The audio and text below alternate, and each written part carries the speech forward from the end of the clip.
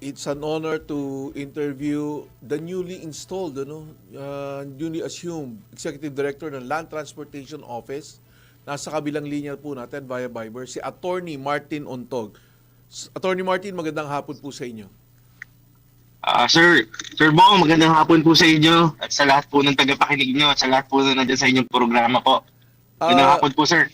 Yes, sir. Sir Martin, magandang hapon po ulit. And firstly, this program would like to congratulate you on your new appointment as the Executive Director. New face, new energy for LTO. Sir Martin, tanong ko lang, are you ready for the energy and vibrance at saka yung momentum na sinimulan po ni ASEC Marcos Lacanilaw sa LTO? Sir, kung hindi niyo po, mabuti po nabanggit niyo, no? Pero I've been working with ASEC Marcos since early 2025. Or 2024. So I think I'm ready to match his energy. Opo, alam nyo, Sir Martin, we really appreciate what LTO has been doing lately kasi yung po talaga ang kailangan natin siguro para madisiplina natin yung mga motorista natin in this ever-changing dynamics in our roads. Marami na po tayo nakikitang mga paglabag, mga road rage, and blatant disrespect to our traffic rules and regulations. What does an Attorney Martin Untog bring to LTO now, sir?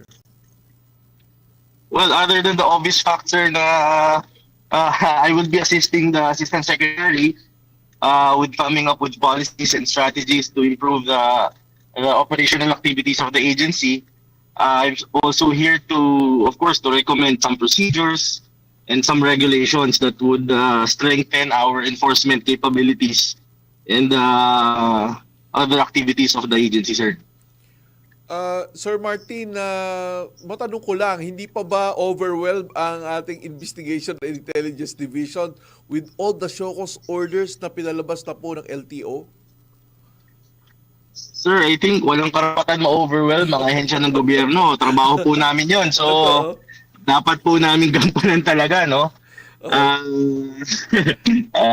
Kailangan po natin huwag ipahiya kung sino man talaga sa atin sa ating mga pwesto. Patunayan po natin na talagang serbisyo po ang ating ino-offer sa publiko. Pero Sir Martin, yun nga, kasi really, I think it's unprecedented, to say it short, na unprecedented tong ginagawa ng LTO lately, na talaga pong, pag may viral, moto proprio, kahit wala nagko-complain, talaga pong sinushow-cause order na ni ASEC Marcos. Tapos, hindi lang yun, may automatic suspension na, may alarm pa yung sasakyan, do you think, kailangan ba natin magdagdag ng tao in as far as addressing all these concerns natin at marami na po tayo talaga nakikita ng mga, mga paglabag, yung mga viral videos, yung mga nagsusuperman stunt, yung mga nagro-road rage. Do you think we need to, strengthen the IID of LTO now? Sir, I think okay naman ang IID natin ngayon, no?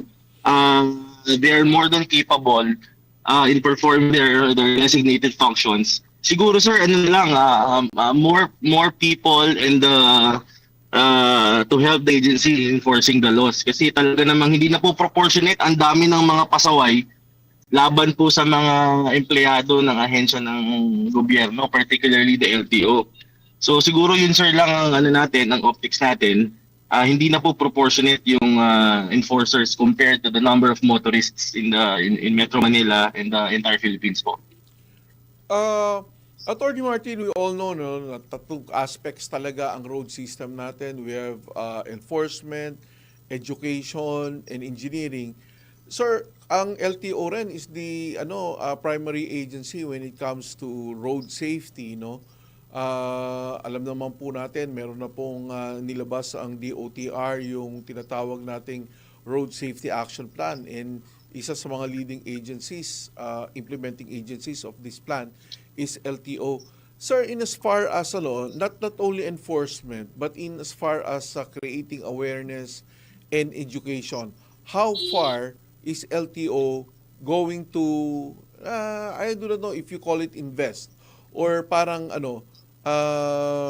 lead lead the transport and law enforcement agencies ng bansa natin as far as awareness is concerned, and maybe education also.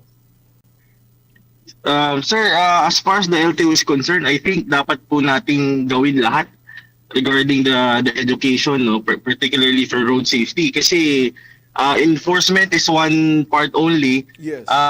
And before we can successfully say na maayos ang ating mga daan at ang ating mga drivers, kailangan po talagang educated sila, and we can only do this if they undergo the necessary trainings that LTO has been providing.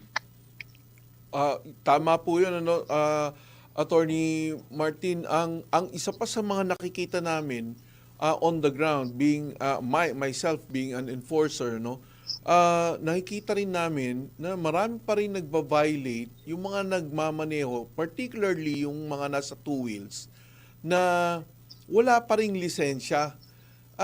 I do not think that getting a license is a problem anymore with all the procedures na inayos na natin, na nakalatag na. Mayroon pa tayong anti-red tape authority na nag-streamline na ng mga procedures natin to make it easier. Meron na tayong online applications and all that. What do you think? Do we lack the campaign for this to entice these people to get their licenses bago sila magmaneho? Or talagang pukpukin na lang natin ang pukpukin itong mga ito para mapilitan talaga pong kumuha ng lisensya? Well, sir, I think on the part of LTO, hindi naman po ito nagkulang when it comes to educating the public, no, particularly those who are applying for driver's license. Kaya lang, meron po mga tao na hindi nila kaya ang gastusin sa pagpapalisensya, or just they simply do not, they're not responsible enough to know na kailangan nila yung mga bagay na to. Kaya po ang ang kampanya natin for road safety is talagang dapat alam ng bawat Pilipino, ng bawat road users, hindi lang po yung mga nagpapalisensya, yung tamang proseso at tamang mga regulasyon pagdating po sa paggamit ng daan. Para po safe naman po lahat ng tao. I hope you don't mind, Attorney Martin, if I call you ED. Kasi Yes, sir. shortcut talaga sa position nyo. ED, alam mo na kahapon lang, we've apprehended six pandesal carts, yung motorized ang ginagamit. Meron silang LPG sa harapan, may mini oven . And then, Apo. 6 na naka-illegally parked around the area of Santo Domingo, Biak na Bato, Banawe, and Amoranto. 6 po na pick up namin, all of them do not have licenses. Kaya nga po sinasabi namin, kausap ko yung may-ari, I think it should be your responsibility na bago nyo palabasin to sa kalsada itong mga riders nyo, kunan nyo ng lisensya. Alam nyo, naisip ko yung sinasabi nyo kanina na show them the way how to get a license. Tell them, no, that the process is easy, kasi alam nyo po talaga yung may notion pa rin sila na nako, hindi tayo papasa, nako, hindi natin kaya yung gastusin, nako, yung alam nyo po yung negativity. And that's why I'm telling them na hindi na ganun kahirap kumuha ng lisensya. Just apply, di ba? Yes, Ang sir. problema po kasi yung mga yung mga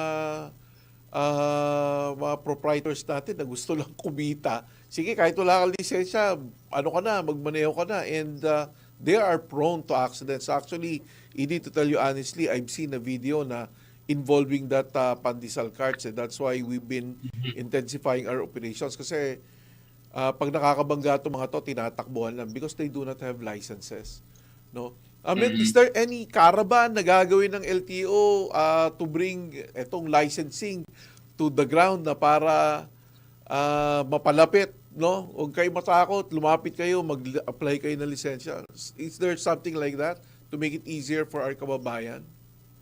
Actually, sir, we have a program like e-patrol and caravans, and we Yun. coordinate with the local government units. Oo. Na if they would want to seek the assistance of LTO, all they need to do is just write a letter to the LTO, for example, a school or a community or an Oo. office, a government office, no, and this LTO patrol will come to them.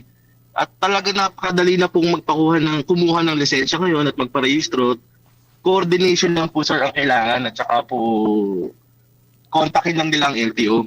Tama yun, ano? You know what, Edie, I will help you with that. Pag nakahuli ulit kami, tatawagan ko yung mga may-ari nitong malunggay pandesal carts na to na pinagmamaneho nila yung mga katauhan nila na walang lisensya. Sasabihin ko sumulat sa LTO so that it could be more convenient. It would be more convenient for the riders to get a license. Yes sir. Anyway, Attorney Martin Ondog, the new Executive Director of LTO. Sir, maraming salamat po sa pagtanggap ng aming tawag. Again, congratulations to your new appointment and we are excited to be working with you. Maraming salamat din po Colonel, and looking forward po to more interviews with you sir, at God bless po sa inyong programa. Sir, our program is open to any announcements, clarifications that LTO wants to make. Open po yung program namin. Just call us anytime, sir. Maraming salamat po sir. Mabuhay po kayo, Attorney Martin Untog, the new Executive Director of the Land Transportation Office.